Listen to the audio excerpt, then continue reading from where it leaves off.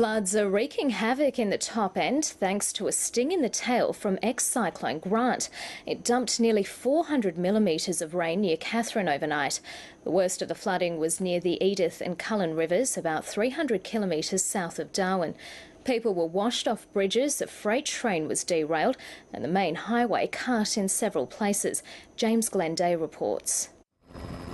First light revealed the devastation. The ferocious floodwaters of the Edith River tossed a freight train off the tracks like a toy early this morning. The two train drivers were stranded and had to be rescued. One sustained minor injuries to his back. He's been conveyed to the Katherine Hospital and is being treated. He's not in a critical condition, and the other driver wasn't injured at all.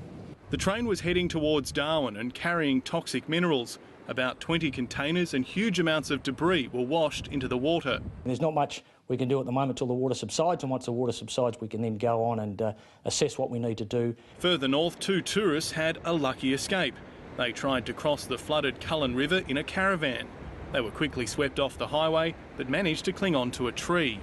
In the dry season, this river is only about 20 metres wide, but tropical cyclone Grant has dumped so much rain throughout this entire catchment area that all three rivers between here and Katherine, which is only about 40 kilometres away, have become raging torrents.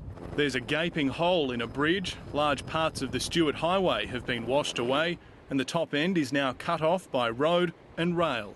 Dozens of people are stranded on rural properties and the holiday plans of hundreds more are ruined. I don't think we'll get through for a long time yet. It's going to be a while. What can you do? I mean, Mother Nature, you can't beat Mother Nature, I suppose.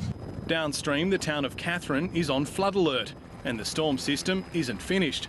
Ex-tropical cyclone Grant is expected to reform in the Gulf of Carpentaria on Thursday.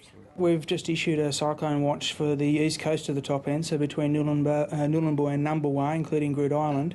The floodwaters north of Katherine are subsiding, but the Weather Bureau says more heavy rain is on the way. James Glenday, ABC News, Cullen River.